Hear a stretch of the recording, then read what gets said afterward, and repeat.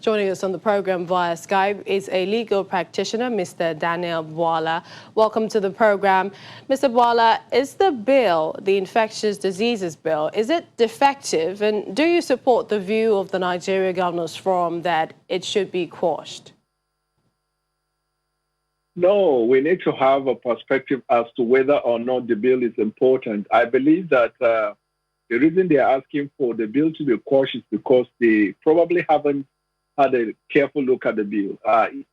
We all have to agree, first of all, that the Quarantine Act is obsolete and outdated because of certain provisions in that act that is so far inapplicable. If you look at the punishment, the amount that somebody convicted will pay, if you look at enforcement, you look at the aspects of human rights, and you look at the definition of diseases and infection, which does not cover COVID-19 and other viruses are in the family of coronaviruses. So because of that, there is definitely need for us to repeal and replace that act. However, the reason why there is wide agitation against the success of this bill is because the content of the bill substantially is controversial. And I agree that the bill must stand. We must make a law. But I also agree strongly we need to remodel the bill to be consistent with our demographics, with our socio-cultural background, and with the facts of what we are facing today, because the bill was largely copied from the Singapore Bill of 1977, which is 43 years.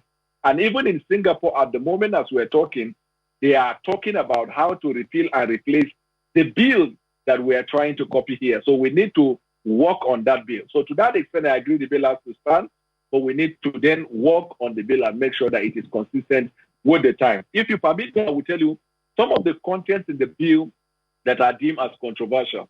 There is this aspect of compulsory vaccination. Even when you look at the World Health Organization standard procedure for member states to copy in making their laws to be consistent, there is no provision for compulsory vaccination. If you look at chickenpox, smallpox, all of the infections we've had in the past, the vaccination were not compulsory. So putting it in the bill that it is compulsory is now selling the narrative that there is an agenda to it.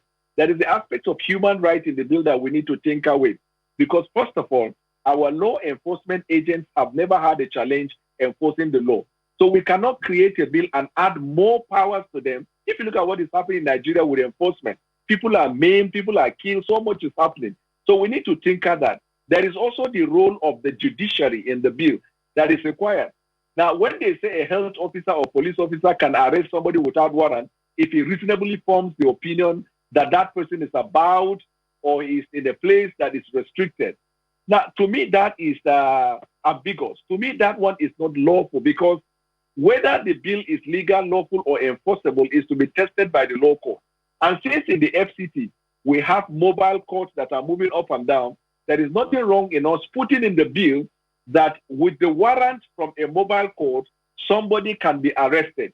Because if you give a direct translation to say, because those who argue in favor of that stringent or draconian aspect of the law are saying that even the Administration of Criminal Justice Act gives the law enforcement the right to arrest without warrant anybody that he forms the opinion is about to commit a crime.